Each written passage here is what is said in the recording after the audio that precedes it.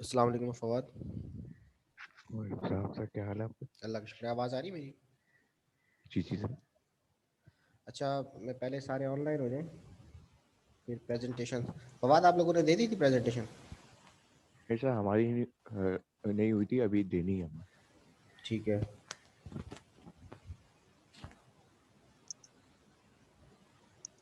अस्सलाम वालेकुम सर। वालेकुम अस्सलाम राही। अस्सलाम वालेकुम सर। वालेकुम अस्सलाम तनवीर। जी सर। तनवीर बहुत कम आए इस दफ़ा। नहीं सर। मुझे पता नहीं ऐसे लग रहा है। नहीं नहीं, ऐसा नहीं है, एक आध क्लास सर मिस हुई है। वालेकुम सर। वालेकुम अस्सलाम। असल में कोई इमरजेंसी हो गई थी, मुझे पंजाब जाना पड़ा था सर, उस वजह से एक आध क्लास मिस हुई मेरी। अच्छा अच्छा। अस्सलाम वालेकुम सर। वालेकुम अस्सलाम कंजा। कंजा, आज क्या आप हाल है लोगों सर? का है ना? नहीं सर सर, अस्सलाम हमारा वालेकुम। नहीं है सर, हमारा नेक्स्ट वीक है।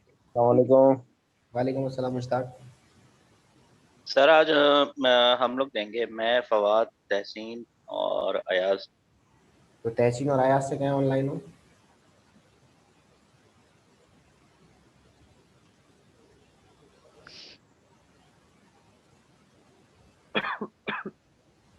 सर एग्जाम्स की एक्सपेक्टेड डेट कोई है? आ 22। गई अभी तक?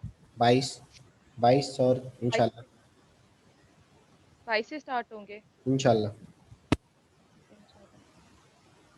हमारे पास एक हफ्ता रह सर गया ऑनलाइन मैं। है? जी। सर कोई ऑनलाइन एग्जाम्स होंगे या फिर यूनिवर्सिटी में आना पड़ेगा? Online online. चलो गुड। सर इसी तरह जैसे हम लोगों ने मिड टर्म दिए थे। बिल्कुल।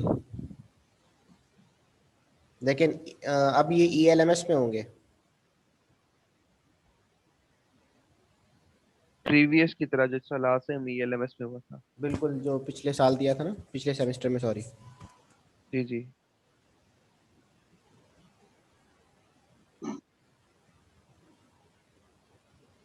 तो फवाद और राहील, ये आपके साथ दोस्त आ रहे हैं कैंडिडेट, या उनको मैसेज सर कर दें? देखते हैं। सर मैसेज तो कर दिया है ग्रुप पे।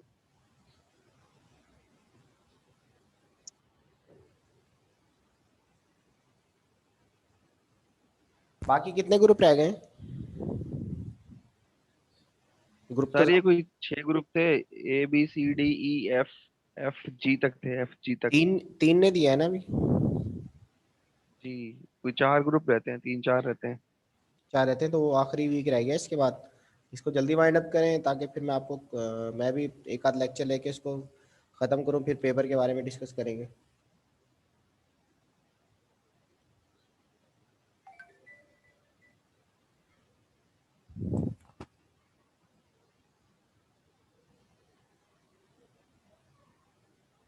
तनवीर, आप लोगों ने दे दी क्या? नहीं सर, हमारी नहीं हुई अभी। तो आप किसके साथ हैं? सर मैं हूँ, हसान कुरैशी है, अनस है और नेयरीन है, हमारा ग्रुप है एफ। अच्छा।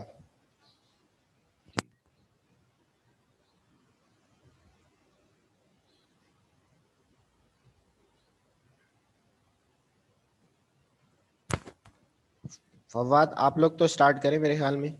और दो वो कहाँ हैं, उनके नंबर कट जाएंगे। उनको उन्हीं को बुला रहे हैं सर। हसन अहमद कुरैशी।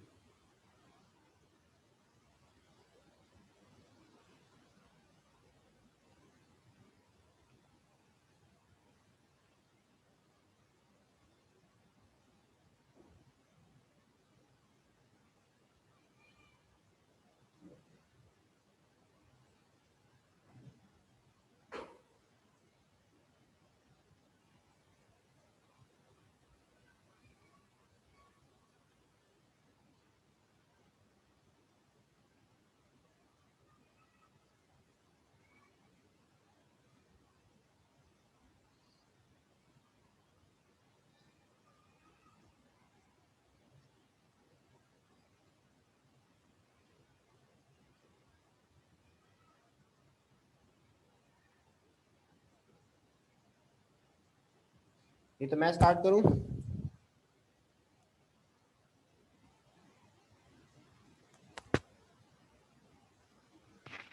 जी सर, कर लें सर। सर वो आप तो कर दें सर टाइम स्टार्ट। लगेगा। पार्टिसिपेंट्स अगर नहीं आते तो फिर देखते हैं सर, मैं और फवाद देखते हैं। ठीक है, मैं वो अपना स्क्रीन शेयर कर रहा हूँ।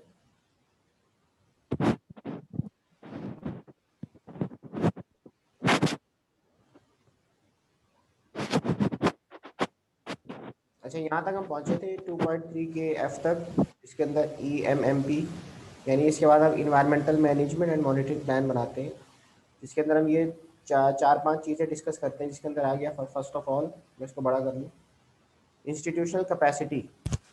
ठीक है, यानी हम जब किसी प्रोजेक्ट की EIA रिपोर्ट बनाते हैं या IEE बनाते हैं तो हम उसके इदारे की कैपेसिटी बताते हैं कि कैपेसिटी क्या है उसकी, वो कैसे इसको ऑपरेट करेगा।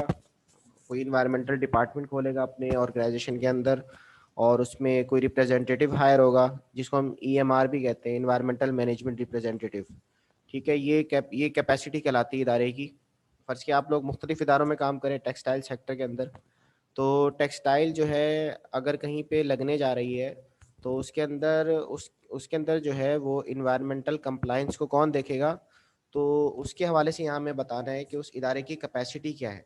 वो कोई डिपार्टमेंट बनाएगा, कोई इंस्टीट्यूट बनाएगा, कोई यूनिट बनाएगा जो कि इन्वायरमेंटल हेल्थ एंड सेफ्टी के प्रॉब्लम्स को डिस्कस करेगा। कंप्लायंस रिपोर्ट्स हैं, टेस्टिंग्स हैं, इसी तरह जो है वो ट्रेनिंग्स हैं, ये सारी जो है वो ये इंस्टीट्यूशन, यानी वो फर्स्ट किया आप रजवी टेक्सटाइल है, अब रजवी टेक्सटाइल के अंदर अपना EHS डिपार्टमेंट है, या फाइजर फार्मास्यूटिकल है, इसके अंदर मैंने खुद देखा है कि वहाँ पे EHS डिपार्टमेंट, हमारे फार्मा में EHS डिपार्टमेंट होते हैं।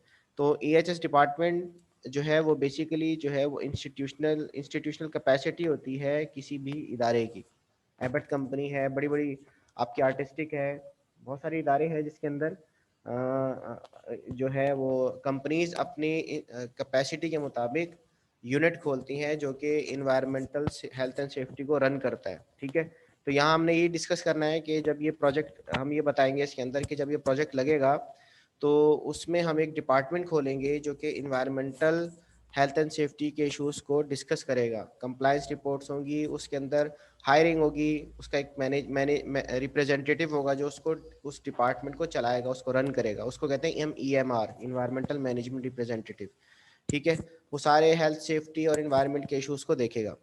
फिर उसके बाद आ जाए ट्रेनिंग शेड्यूल्स के अंदर, जो सेकंड बुलेट है हमारा। ट्रेनिंग शेड्यूल्स के अंदर हम देखें, ट्रेनिंग ह्यूमन की ट्रेनिंग बहुत ज़रूरी है। अगर इंसान की ट्रेनिंग ना हो तो इंसान तो फिर इंसान कहते हैं ना, इंसान के अगर अलिफ हटाया जाए तो वो नसियान है, वो भुलक्कड़ है, भूल जाता है।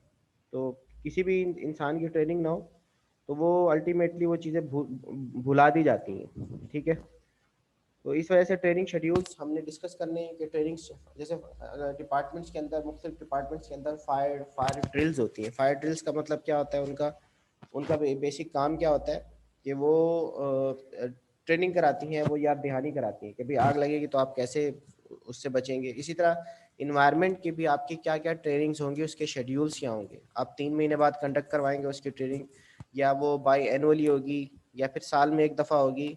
और ट्रेनिंग कौन देगा, कोई कंसल्टेंट हायर करेंगे या इंटरनली कोई मैनेजर जो है, रिप्रेजेंटेटिव जो है वो उसकी ट्रेनिंग कंडक्ट कराएगा या खुद ही देगा। तो ये कहलाती हैं ट्रेनिंग शेड्यूल्स। ठीक है, तो हमने इसके अंदर बताना है कि प्रोजेक्ट लग रहा है, फार्मा का है या टेक्सटाइल का है या कोई बिल्डिंग है, या कोई डाइंग यूनिट है या कोई प्रिंटिंग यूनिट है, जो भी यूनिट्स हैं उसके अंदर जो है वो ट्रेनिंग्स कैसे कैसे होंगी हमारी। जैसे डॉक्टर नाजिर साहब कहने लगे कि हमारी PSO के अंदर जो है वो ट्रेनिंग्स होती थी बाकायदा, तो वो ट्रेनिंग हर किसी को अटेंड करनी होती है। ठीक है, तो ट्रेनिंग शेड्यूल्स, फिर summary of impacts and then mitigation measure. फिर हमने जो इम्पैक्ट्स डिस्कस किए थे ऊपर, उसकी समरी और फिर उसकी मिटिगेशन। ठीक है, उसकी समरी क्या है, उसके डिटेल एक टेबल बना लेते हैं जिसके अंदर इम्पैक्ट्स की समरी आ जाती है कि फ़र्ज़ क्या कंपनी जो है ये वेस्ट वाटर प्रोड्यूस करेगी और उसका इम्पैक्ट ये होगा। ये मैं भी आपको एक टेबल दिखाता हूँ, और उसकी मिटिगेशन ये होंगी, और उसको ये साहब मॉनिटर करेंगे और इतने अरसे बाद इसकी मॉनिटरिंग होगी। फ़र्ज़ किया कंपनी के अंदर वेस्ट वाटर प्रोड्यूस हो रहा है तो company waste water treatment plant लगाएगी। ठीक है, इम्पैक्ट क्या है, वेस्ट वाटर जनरेट हो रहा है, मिटिगेशन क्या है कि वेस्ट वाटर ट्रीटमेंट प्लांट लगेगा। फिर उसकी जो है फर्दर उसको मॉनिटर कौन करेगा, मॉनिटर ये साहब करेंगे, मैनेजमेंट रिप्रेजेंटेटिव करेगा, या उसका असिस्टेंट मैनेजर करेगा, या सुपरवाइजर करेगा, वो हम डिटेल इसके अंदर डालते हैं। फिर इक्विपमेंट मेंटेनेंस डिटेल, हाँ इसके अंदर ये इसको यहाँ डिस्कस करने की ज़रूरत तो नहीं है, यहाँ पे इन्होंने एक एक्स्ट्रा बुलेट ही डाल दी है, लेकिन बाज़ औक़ात हम अपने इक्विपमेंट्स की मेंटेनेंस की डिटेल भी डालते हैं। ठीक है, जनरेटर है तो वो उसकी मेंटेनेंस डिटेल हो जाएगी, कोई बॉयलर है उसको हम कैसे मेंटेन करेंगे उसकी डिटेल्स आ जाएंगी। ये सारे बड़े बड़े इक्विपमेंट्स जो हैं उसकी डिटेल्स यहाँ पे डाली जाएंगी। फिर इन्वायरमेंटल बजट, बजट इम्पॉर्टेंट है क्योंकि कंपनी से हम ये लिखवाएंगे इस पॉइंट के अंदर कि आप अपने इन्वायरमेंटल प्रोजेक्ट के अंदर इनिशियली कितना बजट लगाएंगे। 0.5 मिलियन है, यानी 5 लाख रुपए इनिशियली इन्वेस्ट करेगी कंपनी, या 10 लाख रुपए करेगी। तो यहाँ पे कंपनी जो है वो अपना बजट के बारे में डिस्कस करेगी। बजट जितना है, कंपनी कहती है मैं शुरू में 12 लाख रुपए लगाऊंगी अपने इस इन्वायरमेंटल सेक्शंस को देखने के लिए, तो वो 12 लाख आप जो है बजट उसके अंदर देंगे, क्योंकि बजट के बगैर कोई भी प्रोजेक्ट या कोई भी एरिया इनकम्प्लीट रहता है। ठीक है, तो ये 4-5 चीज़ें हैं जो कि इन्वायरमेंटल मैनेजमेंट और मॉनिटरिंग प्लान के अंदर हमने डालनी है। फिर उसके बाद EIA आ गया, फॉर EIA ओनली, ये IEE में नहीं आएगी सारी बातें। EIA के अंदर क्या होगा, communicate the possible impacts and concern to assist further analysis and decision making. हमने जो इम्पैक्ट्स निकाले हैं और उसकी जो मिटिगेशन निकाली है, ये हम डिस्कस करेंगे इन सब के साथ। ठीक है, मैंने एक प्रोजेक्ट की EIA बनाई, अब मैं डिस्कस करूंगा उसको किसके साथ। सबसे पहले लाजमी बात है प्रोपोनेंट से डिस्कस करना पड़ेगा, क्योंकि आप उसको बताए बगैर बताए बगैर तो कोई चीज़ इंप्लीमेंट नहीं करा सकते। आप उसको बताएंगे भाई आपके प्रोजेक्ट है, डाइंग यूनिट लगने जा रहा है टेक्सटाइल का, तो आपको वेस्ट वाटर जनरेट होगा जिसकी COD BOD ज़्यादा होगी। You have to install waste water treatment plant, आपको वेस्ट वाटर ट्रीटमेंट प्लांट भी लगाना है फ्यूचर में। आपने हेल्थ एंड सेफ्टी भी देखनी है, आपने फायर सेफ्टी प्लान भी बनाने हैं, आपने जो है सॉलिड वेस्ट को भी मैनेज करना है, आपने अपने हैजार्डस वेस्ट को भी इंसिनरेट करवाना है, आपने ट्रेनिंग्स भी कंडक्ट करानी है। ये सारा आप अपने प्रोपोनेंट को इसके अंदर बताएंगे। और ये जो इम्पैक्ट आ रहे हैं विद रिस्पेक्ट टू इम्पैक्ट, आप ये भी बता सकते हैं कि आपकी जो लोकेशन है इस लोकेशन पे आपको NOC नहीं मिलेगी, आपको location you must have to change the location, आपको इसको इस लोकेशन पे नहीं, इस प्रोजेक्ट को इस लोकेशन पे लगाना चाहिए। तो ये सारी बातें आप जो है वो उससे कम्युनिकेट करेंगे। फिर the responsible authority, ultimately responsible authority कौन है, वो सीपा होती है हमारी, जो इन्वायरमेंटल प्रोटेक्शन एजेंसीज होती हैं। इनसे भी डिस्कस किया जाता है कि प्रोजेक्ट लगने जा रहा है, आप हमें अपनी राय दें, या आप जाके खुद उस साइट को देखें क्या यहाँ पे लगाना ज़रूरी है, मुनासिब है। तो रिस्पॉन्सिबल अथॉरिटी भी इसके बारे में बताती है। अदर डिपार्टमेंट्स एंड एजेंसीज, दूसरे डिपार्टमेंट्स को भी इन्वॉल्व किया जाता है। एजुकेशनल कहीं पे कोई अगर हम किसी नेशनल पार्क के पास प्रोजेक्ट लगा रहे हैं तो अल्टीमेटली हमें फॉरेस्ट डिपार्टमेंट से NOC लेनी पड़ेगी। ठीक है, और इसी तरह एजेंसीज से NOCs लेनी पड़ेगी। किसी ऐसे जगह पे लगा रहे हैं जो कि सेंसिटिव एरिया है तो अल्टीमेटली हमें वहाँ की एजेंसी से अप्रूवल लेनी पड़ेगी, उनको इन्वॉल्व करना पड़ेगा।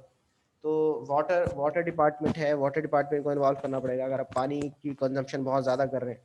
ठीक है, इसी तरह बिल्डिंग कंट्रोल अथॉरिटी को अपने साथ इन्वॉल्व करना पड़ेगा। तो ये सारी चीज़ें इनसे डिस्कस करनी पड़ेंगी, ये हमारे स्टेक होल्डर है। फिर इन्वायरमेंटल प्रैक्टिशनर्स एंड एक्सपर्ट्स, ये इसमें कौन लोग आ जाते हैं, इसमें इंस्टीट्यूशंस के लोग आ जाते हैं। जैसे हमने जो है एक दफ़ा हमारे पास एक लेटर आया, जेम्स ने बनाया था, शहरियार है नहीं तो उनसे हम डिस्कस करते। जेम्स का एक यही सर्वे प्लान आया था जिसमें 2 लड़के आए थे, तो हमारे जो चेयरमैन है उन्होंने डिस्कस किया था कि सर हम ये प्रोजेक्ट लगा रहे हैं, आप इस पे अपनी राय दें। या कराची यूनिवर्सिटी के बड़े बड़े जो एक्सपर्ट्स हैं उनसे आप राय ली जा सकती है। NED के बड़े बड़े इदारों के जो प्रैक्टिशनर एक्सपर्ट्स होते हैं उनसे राय ली जाती है कि प्रोजेक्ट लगेगा तो आप इस पर अपना कंसर्न शो करें, क्या ये पॉजिटिव इम्पैक्ट लेके आएगा, या जो हमने मिटिगेशन दी हैं वो इनफ है, या उसके अलावा कोई आपकी राय है। ठीक है, अफेक्टेड एंड वाइडर कम्युनिटी, इनसे भी हम राय लेते हैं। ठीक है, जो अफेक्ट हो रही है, अफेक्टीज, उनके बगैर तो हम चल भी नहीं सकते। जो इफेक्ट हो रहे हैं उस प्रोजेक्ट से उनसे रब्ता लेना है। इफेक्टिव में आपका बिल्कुल क्लोज नेबरहुड भी हो सकता है, क्लोज इंडस्ट्री भी हो सकती है, या वहाँ के रिहायशी भी हो सकते हैं। तो वाइडर कम्युनिटी से आपने इसके बारे में राय लेनी है, जिसको हम सोशल कम्युनिटी भी कहते हैं, कि हम ये प्रोजेक्ट लगाने जा रहे हैं। उनसे कहेंगे भाई हम ये प्रोजेक्ट लगा रहे हैं, आपको इस प्रोजेक्ट से कोई एतराज़ तो नहीं है, हम आपको इसमें जॉब्स देंगे या इस प्रोजेक्ट से लोगों को फ़ायदा होगा। तो अल्टीमेटली वो इस पर अपना कंसर्न शो करते हैं। फिर इसके बाद साइट सिलेक्शन शुड इंक्लूड, हमने जो साइट लेनी है उसके अंदर क्या क्या होना चाहिए, suitability of the site, site जो है वो सूटेबल हो, will not be prohibited, prohibited का क्या मतलब है, ये हमें किसी से पूछ लें। जी हसन, प्रोहिबिटेड से क्या मुराद है साइट सिलेक्शन में? हसन अहमद कुरैशी।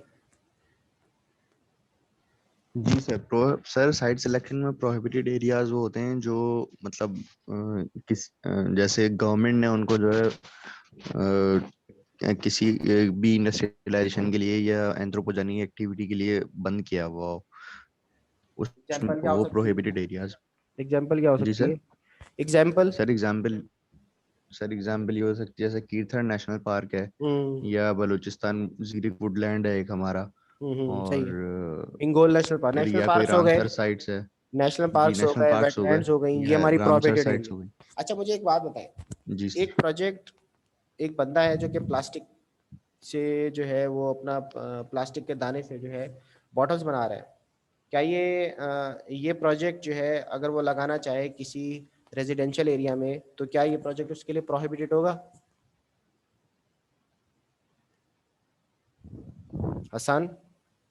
जी सर रेजिडेंशियल एरिया में तो सर चूंकि वो जब प्लास्टिक की प्रोडक्शन होती है तो उसमें से काफी एयर पोल्यूशन या फ्यूम्स वगैरह भी निकलते हैं, ठीक है, यानी उसकी वो मेल्टिंग वगैरह भी होती है, तो अल्टीमेटली वो क्या होगा उसको उसके देखना लिए, पड़ेगा कि तो जी अल्टीमेटली सर वो सर एरिया वो उसके लिए उसकी प्रोहिबिटेड होगा।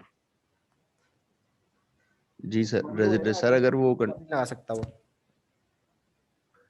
सर आपकी आवाज थोड़ी हल्की आ रही थी, मैंने कहा दोबारा वो बताइए। इलाका उसके लिए प्रोहिबिटेड है, वहां पे वो प्रोजेक्ट नहीं लगा सकता। एग्जाम्पल में ऐसे भी दे सकते हैं, कमर्शियल एरिया के अंदर हम जी सर। इंडस्ट्रियल एक्टिविटी नहीं कर सकते, तो ये जी सर ऐसे बिल्कुल एरियाज जो है वो प्रोहिबिटेड कहलाते हैं। प्रोहिबिटेड। इन्वायरमेंटली सेंसिटिव, प्रोहिबिटेड और चीज होती है, इन्वायरमेंटली सेंसिटिव और होती है। तो फवाद ये मुझे ठीक बताइए है। इन्वायरमेंटली सेंसिटिव क्या मुराद है यहाँ से? सर जो पहले डिफाइन किया था वेटलैंड और ये गुड। और प्रोहिबिटेड से ये मुराद सब। है कि वो ममनू इलाका है, आप वहाँ पे इंडस्ट्री नहीं लगा सकते। मिसाल के तौर पे कोई रेजिडेंशियल एरिया है, वहाँ पे आप कोई कमर्शियल या सॉरी इंडस्ट्रियल एक्टिविटी कर रहे हैं तो उसके लिए वो प्रोहिबिटेड है। सेंसिटिव एरियाज के अंदर क्या आ जाएंगे, खास तौर पे जो वेटलैंड्स हो गई या जो हमारे नेशनल पार्क्स हो गए, ठीक है, ये हमारे इन्वायरमेंटली सेंसिटिव एरियाज है। Incompatible to surrounding and suitable and unsuitable, इससे क्या मुराद है फवाद? जो incompatible to surrounding and suitable, unsuitable.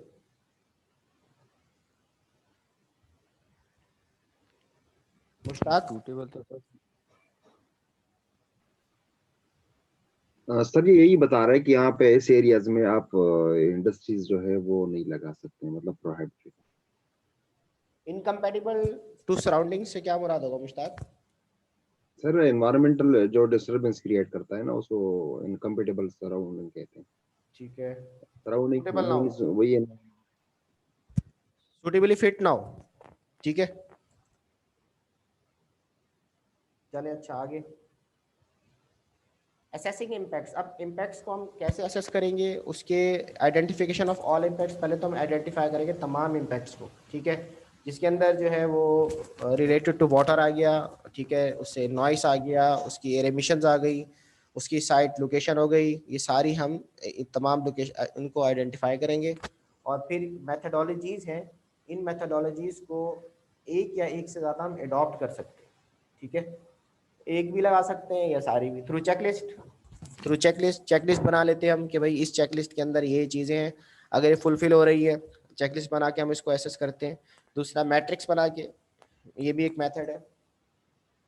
तीसरा जो है नेटवर्किंग के थ्रू, ये मोस्ट अनपॉपुलर मेथड है जो कि EIA में इस्तेमाल होता है। ओवरलेस ये भी बहुत बहुत कम इस्तेमाल होता है। नॉर्मली हम चेकलिस्ट, मैट्रिक्स या GIS एंड कंप्यूटर सिस्टम के थ्रू जो है वो अपना EIA की असेसमेंट करते हैं, ठीक है। फिर जो हमने इम्पैक्ट असेसमेंट की उसकी फिर मीटिंग्स कंडक्ट कराएंगे हम लोग, ठीक है, वर्कशॉप कंडक्ट कराएंगे और कंसल्टेशन या केस स्टडी उसकी बना सकते हैं, ठीक है, इस तरह होगा। और आखिर में इतना ज़्यादा इंपॉर्टेंट नहीं है, 3-4 पॉइंट में डिस्कस करता हूँ। इम्पैक्ट सिग्निफिकेंस क्या है, एक्सेप्टेबल है, रिक्वायर्ड मिटिगेशन और अनएक्सेप्टेबल टू द कम्युनिटी, उसकी इकोलॉजिकल इंपॉर्टेंस कैसी है, सोशल इंपॉर्टेंस कैसी है, इन्वायरमेंटल स्टैंडर्ड क्या क्या है। तो यहाँ तक तो मैं ये तकरीबन चेक लिस्ट आपकी ख़त्म हो गई है। इसमें बाकी चीज़ें कि आपने क्या क्या चीज़ें इसके अंदर लगानी है, फ़र्ज़ किया रिपोर्टिंग आपने क्या क्या करनी है, और उसकी सारी अपेंडिक्स, ग्लॉसरी क्या है उसकी, कौन कौन से आपने एब्रीविएशंस यूज़ किए हैं आपने इसके अंदर, list of individual and organisation consulted along with their written feedback, आपने कौन कौन से लोगों से रब्ता किया, कौन कौन से ऑर्गेनाइजेशन से रब्ता किया और उनकी क्या फीडबैक्स आई, वो फीडबैक की कॉपीज़ भी आप लगा सकते हैं। Sources of data and full list of all reference and material used. Punjab में तो ऐसा होता है कि वहाँ पे जो जो मटेरियल या डाटा आप यूज़ करते हैं उसका उसका रेफरेंस डालते हैं आखिर में कि आपने भाई ये पेपर पढ़ा था उसके मुताबिक ये है, ये हमने कंसल्ट किया था तो उसका रेफरेंस ये है। TOR भी डालते हैं, terms of reference of environmental reports and those given to the individual specialist. ठीक है, TOR किसी ने दी है, किसी इंडिविजुअल स्पेशलिस्ट ने बताया कि आप ये रेफरेंस डालें इसके अंदर, तो वो भी डाला जा सकता है। List of names, qualification and rose of team membered carrying out the IEEE और EI स्टडी। ठीक है, हम उनके नाम डालते हैं, उनकी क्वालिफिकेशंस डालते हैं, उन टीम मेंबर्स के जिन्होंने IEEE या EI की स्टडीज़ की होती है। तो यहाँ तक तो ये चेकलिस्ट पूरी हो जाती है। तो ये चेकलिस्ट आप लोग देख लीजिएगा, ये पेपर के अंदर मैं लाजमी डिस्कस करूँगा और इसी के मुताबिक हमारी इन्वायरमेंटल रिपोर्ट्स बनती हैं।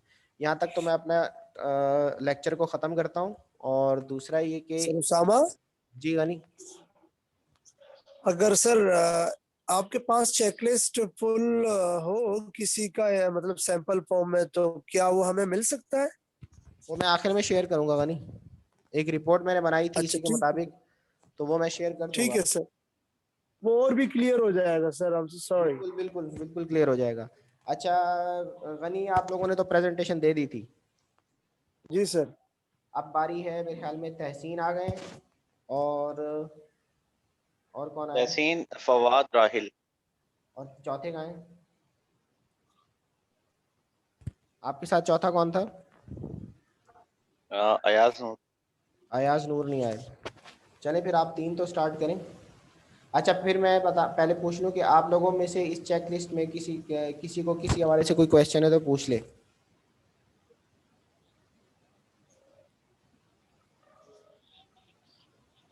और अटेंडेंस भी मैं देख लूँ। अटेंडेंस में गनी सुबहान है, अरशद इसरार है, फवाद अख्तर, एक मिनट जिशान भी आ गए।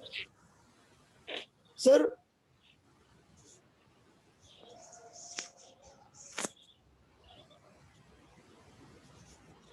फवाद अख्तर, हसान अहमद कुरैशी, महामतीक, मोहम्मद तहसीन, मुश्ताक, नय्यरीन अरशद, नोमान अहमद ख़ान, राहील, सैयद अनस। गनी अफरीदी। गनी का तो पहले मैंने नाम लिया है मैंने। Syed thank you Talha sir, है, thank you sir, thank you, Talha thank you so much. और तनवी।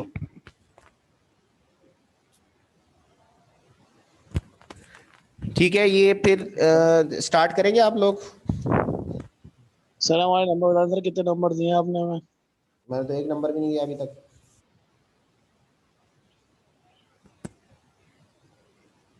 नंबर का क्या कहना है सर उसामा? बस फवाद आप स्क्रीन शेयर कर लें। अच्छा कितनी बड़ी आपकी 40 मिनट्स की है? सर ज्यादा बड़ी नहीं कि हमने बहुत उसको कंपोज छोटा रखा है, ज्यादा नहीं। हार्डली 10-12 स्लाइड्स होंगी।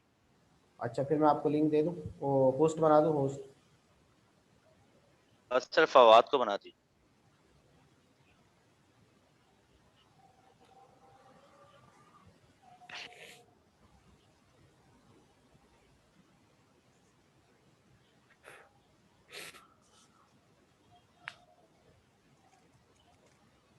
फवाद अब आप होस्ट हैं। जी सर।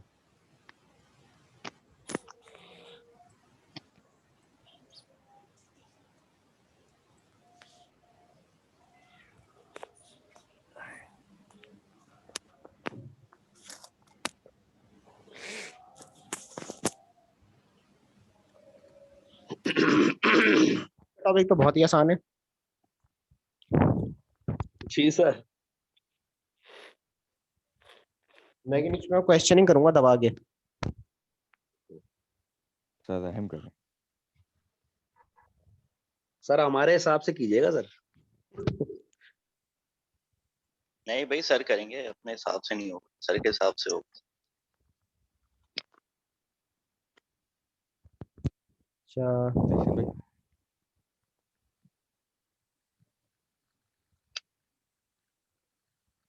फवाद भाई स्क्रीन नहीं आ रही। आ गई शो हो रही है। आ गई है भाई, आ गई है। भाई मेरे पास सिर्फ ये स्लाइड्स ब्लैक आ रही हैं सारी। खैर है, सुन लो बस प्रेजेंटेशन।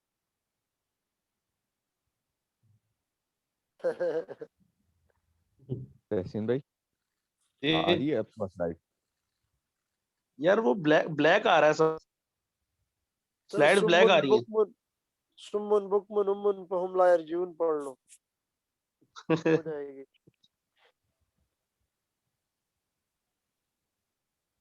स्टार्ट करें मेरे ख्याल में आप लोग। किसकी बारी है पहले, राहिल? सर तो पहले जिसके पास मैंने स्क्रीन है करनी है। किसने, तहसीन ने? जी जी जी सर, तहसीन ने स्टार्ट करनी है। तहसीन भाई सबसे पहले तो मुझे एक बात बताया, आपने लिखा है history and beginning of EIA, beginning of साथ मिलावा क्यों है ये? सर ये हिस्ट्री और बिगिनिंग से मतलब ये है कि नहीं, मैं ये कह रहा हूँ कि हिस्ट्री। बिगिनिंग ऑफ जो है, बिगिनिंग ऑफ जो है, ये आपस में वर्ड एक क्यों हुआ है इसमें? इसमें कोई सेपरेशन होनी चाहिए थी ना। ये तो आपकी ग्रामेटिकल मिस्टेक है, स्पेल मिस्टेक है, क्या है ये? सर ये स्पेस वाली मिस्टेक है। सर मिस्टेक नहीं है सर, मिस्टेक ये सर वो हुआ होगा, क्या जल्दी में हुआ होगा इनसे, सर ये गैप रिलीव नहीं आया कीजिएगा। इसके अंदर बिगनिंग में। सर बिगनिंग और बिगनिंग ऑफ में ना सर गैप नहीं है सर में। हाँ सॉरी, क्या कह रहे हैं? सर ये ये beginning beginning beginning of EI है ना सर, बिगनिंग और ऑफ में गैप रह गया सर। क्यों रह गया ये, आप लोगों ने चेक नहीं किया ना इसका मतलब? और ये मिस्टेक हो गई है सर। हाँ तो मिस्टेक नहीं होनी चाहिए, चले आगे। सर मेरे पास स्क्रीन नहीं आ रही सर। बहुत अच्छी जो प्रेजेंटेशन दे रहा है उसको स्क्रीन नजर नहीं आ रही। फवाद भाई सर मैं शुरू कर देता हूँ, जब तक अगर कोई इशू है फिर बीच में मैं देता रहूंगा। ठीक है। चलें सर, मैं शुरू करता हूँ। History and beginning of EIA group ई। हम लोग 4 मेंबर्स हैं, राहिल, फवाद, अयाज नूर और तहसीन साहब। ठीक है फवाद, नेक्स्ट स्लाइड प्लीज। ठीक है sir, evolution of EIA. EIA basically commence हुआ था सबसे पहले 1960 में यूएसए के अंदर। और ये एक तरीके से पूरी अवेयरनेस कैंपेन वहाँ पे चली थी रिगार्डिंग एनवायरनमेंट। तो नीपा जो है वो क्यों चली थी फवाद? डिजाइन। जी सर। कैंपेन क्यों चली थी ये? सर ये वो बुक के बाद, जो साइलेंट स्प्रिंग के बाद। सर असल में जो हमारे पास जो वर्ल्ड वॉर, सेकंड और फर्स्ट वर्ल्ड वॉर के जो इम्पैक्ट्स वगैरह आए थे, और तो इसी तरह लोगों में अवेयरनेस चली थी, जो तबाही हुई थी, जो एनवायरमेंटल उसके जो इफेक्ट्स नहीं आए वो थे। फवाद सर, ये एक सारा मिनट, बैकग्राउंड था। जंग से जी तो सर। मेरे ख्याल में सर इन्वायरमेंटल। सर इसमें ये भी हुआ था कि यूएसए में ना ये 1960s में ही इसके ऊपर जो है ना वो बहस स्टार्ट हो गई थी इनवायरनमेंट के हवाले से ना। क्यों क्यों हुई कि थी, रीजन वहाँ क्या पे बनी जो थी? सर वो क्या सर जंग वो रिलीज इसलिए होनी थी? हुई थी कि सर वो इसलिए हुई थी कि अर्ली 1950s में भी वहाँ पर एक उन्होंने अचीवमेंट की थी कि वाइल्ड लाइफ और दीगर जो चीज़ें हैं उसको उन्होंने बहुत अच्छे तरीके से मेंटेन किया था ना। और लेकिन वो क्या हुआ था कि वो वक्त के साथ साथ वो चीज़ें डिस्टर्ब होना शुरू हो गई थी। और उसके बाद यानी ये एक इसके ऊपर एक एक डिबेट शुरू हो गई थी कि जो हमारा जो इंडस्ट्रीज हैं और जो जो दीगर चीज़ें हैं ना वो हमारे एनवायरनमेंट को ख़राब कर रही हैं। तो अभी ये बहस चल रही थी कि एक जो है ना वहाँ पर इंसिडेंट हो गया था। तो उस इंसिडेंट के बाद फिर ये चीजें जो है ना वो मैच्योर होना शुरू हो गई थी। ठीक है, वो इंसिडेंट क्या था, क्या नाम था सर उस वो इंसिडेंट? इंसिडेंट सर वो उस इंसिडेंट का नाम था साइलेंट स्प्रिंग। ठीक है, इस एक तो मेजर ये हुआ था, दो तीन और भी हुए थे। एक पेस्टिसाइड स्प्रे किया गया था, ठीक है ना। जिससे जो वाइल्ड लाइफ थी वो बहुत ज्यादा मुतासिर हुई थी और उनकी जो ग्रोथ थी ना वो जीरो हो गई थी। उसकी ठीक वजह है, से आगे ये चल। हुआ था कि ठीक है ठीक है। जी ये और जो है ना, सर उससे वो ये आप में से किसी एक कैंडिडेट ने कहा है कि ये वॉर से जो इम्पैक्ट आए थे, वॉर से इम्पैक्ट क्या है? वॉर क्या, जंग हुई थी, जंग के बाद इन्वायरमेंटल वो तो इंसान ही खत्म हो गए थे, तो इन्वायरमेंट से ज्यादा इम्पोर्टेंट तो इंसान होता है। Human is most important thing on this universe. सबसे ज्यादा कीमती जो इंसान है। तो इन्वायरमेंट तो सेकेंडरी आता है। इन्वायरमेंट तो इंसान का स्लेवरी है, उसकी उसकी खिदमत के लिए पैदा किया गया है। तो सबसे पहले तो ह्यूमन है। ह्यूमन जब सेकेंड वर्ल्ड वॉर के बाद हुआ, ये था 1945 में हमारी सेकेंड वर्ल्ड वॉर खत्म हुई। तो उसके बाद जी ये हमारी यूएनओ डिजाइन हुई थी, यूनाइटेड नेशंस। उसमें ये हुआ था, जी सारे मुल्क इकट्ठे, उन्होंने कहा भाई अब लड़ना वड़ना नहीं है। आपको देखें आप जी उसके बिल्कुल। यूएनओ बनने के बाद कोई खुदा ना खास्ता ऐसी कोई बड़ी मेजर वॉर हमारी, जैसे फर्स्ट वर्ल्ड वॉर है, सेकंड वर्ल्ड वॉर है, या मुख्तलिफ जगहों पे जंग आज़ादी होती रही है, तो ऐसी कोई वॉर नहीं हुई ड्यू टू यूएनओ। और यूएनओ का इन्फ्लुएंस रहा है इसके अंदर। तो अब फिर उन्होंने कहा बैठ के भाई इंडस्ट्रियलाइजेशन करते हैं और आप अपने आप को डेवलप करें, तिजारत बढ़ाएं। और जब वो इंडस्ट्रीज बनी, तो उसके बाद जो 1960s के अंदर जो जब ये दौर आया था 1960 और 1970s में इंडस्ट्रीज लगी थी, तब जाके लोगों के अंदर ये बात पैदा हुई कि भाई हमको हमें जो है इन्वायरमेंटल कंप्लायंस भी करानी चाहिए। जब एक वाकया साइलेंट स्प्रिंग हुआ था। ठीक है, आगे चलें। जी जी तहसीन भाई आप कंटिन्यू कर रहे हैं? तहसीन भाई को अपना नजर राहिल भाई मुझे ना स्क्रीन नजर नहीं आ रही है, पता नहीं क्या प्रॉब्लम हो रही है यार। चले ठीक है, मैं ही कंटिन्यू करता हूँ। जी ठीक है सर। उसके बाद जो है वो वहाँ पे जो है 1969 में जो है वो नीपा इंट्रोड्यूस की गई।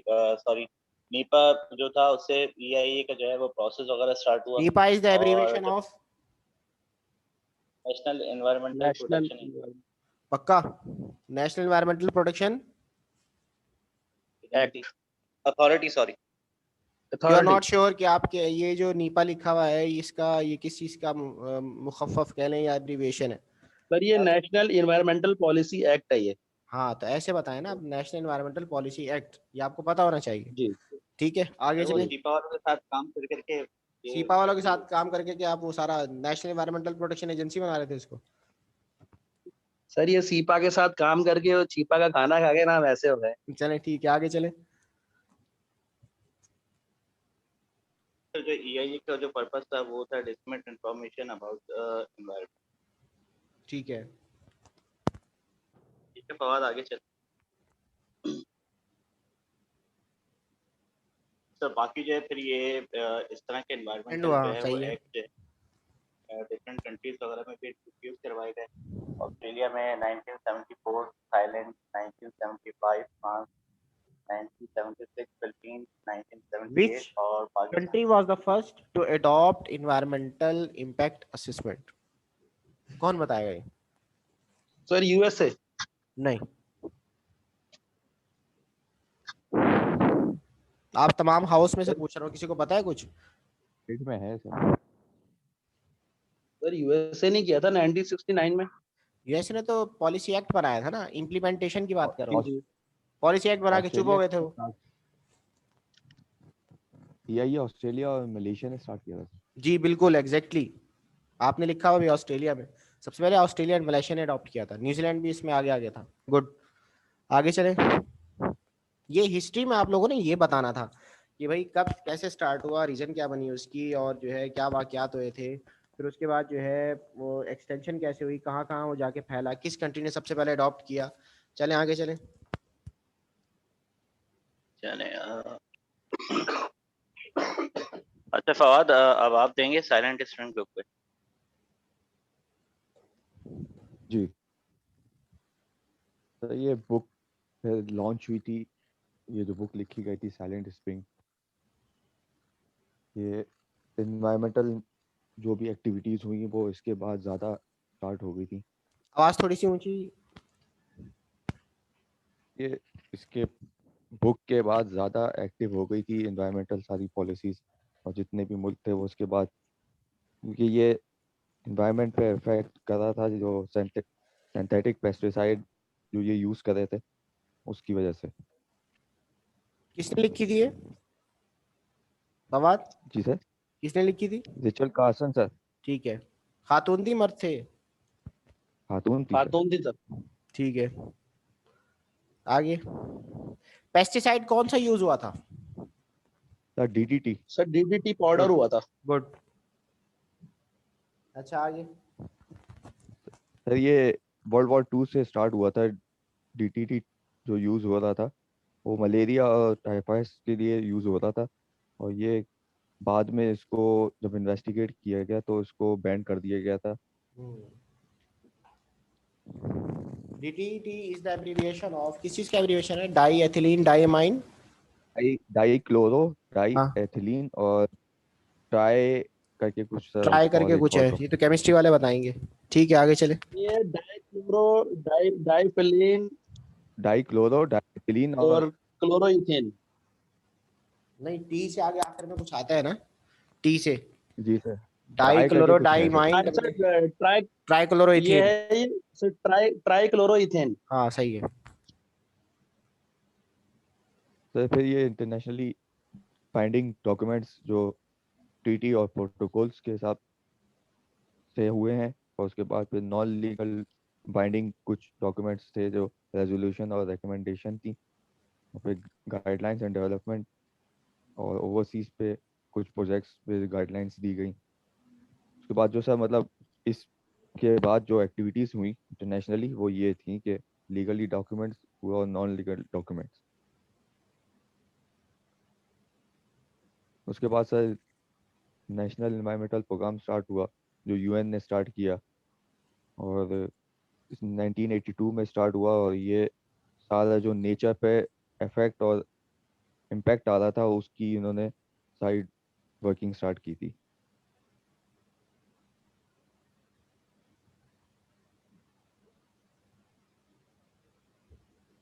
ये OECD क्या है? OECD OECD सर ये पढ़ा था सर, कब पढ़ा था? सर ये एनवायरमेंटल नहीं organisation for economic corporation and development. क्या है इसका abbreviation? Sir organisation for economic corporation and development. ये कौन बता रहा है? ये राहिल सर। राहिल, सही है राहिल।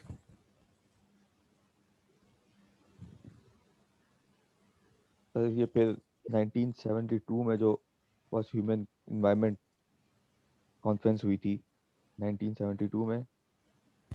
अच्छा, ये जो 1972 में एक कॉन्फ्रेंस हुई थी जो कि फर्स्ट इनिशिएटिव था, UNCHE कहलाता है वैसे basically. UNCHE United nation conference on human and environment. ठीक है, इसको सही कर लीजिएगा। आगे इसका पर्पस क्या था? सर ये क्या एजेंडा पहला रखा था इन्होंने? इन्वायरमेंटल इम्पैक्ट पे सर सारा। इन्वायरमेंटल इम्पैक्ट किस सेंस में था, किस एरियाज के अंदर था? किन 2 एरियाज को या 3 एरियाज को उन्होंने फोकस किया था?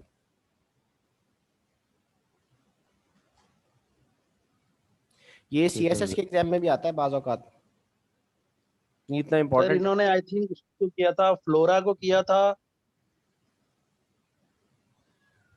नहीं, और 3 मेजर इश्यूज थे, वो आपने लिखे हुए भी हैं और आप लोगों को पता नहीं। उठा के मुझे लग रहा है कॉपी पेस्ट किया है राहिल। सर वो कॉपी पेस्ट नहीं है कहीं से। मेहनत की है इस पे, लग नहीं रहा मुझे। पढ़ा नहीं तुम लोगों ने? अगर पढ़ा नहीं होता सर जवाब कैसे दे दो। अच्छा मुझे बताएं, बनाई लिखा किसने? सही से बताना, बनाई किसने? तहसीन आपने तो नहीं बनाई, मुझे एक बात बताई, क्योंकि अगर आपने बनाई होती तो आपके पास इसकी कॉपी होती। सर मेरे पास कॉपी है, असल में मैं मोबाइल पे हूँ ना सर, वो स्क्रीन ना मेरे पास ब्लैक आ रही है, पता नहीं क्यों। सर लैपटॉप नहीं है मेरे पास। बात ये है कि अगर एक बंदा मेहनत करके बनाता है तो उसके पास उसकी कॉपी होती है, वो बात कर सकता है सर मेरे पास कॉपी है। तो ये तो सर ये कैसे हो गया कि आपके पास इसकी कॉपी नहीं है? अब टाइम खत्म हो रहा है, मैं नेक्स्ट लिंक शेयर करता हूँ, आप मुझे दोबारा से ये यहाँ से शुरू करें, ठीक है? ठीक है। 5-10 मिनट के बाद।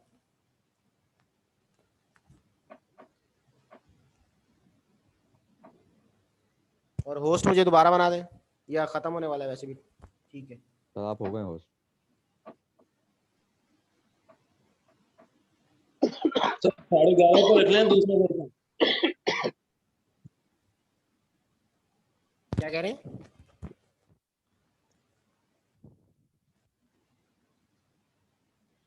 काफी स्टूडेंट आ गए हैं। भाई ये नेक्स्ट उसमें ना तकरीबन ये होने चाहिए स्टूडेंट्स, और ये इसके अलावा और किसकी प्रेजेंटेशन है वो भी बता दे मुझे।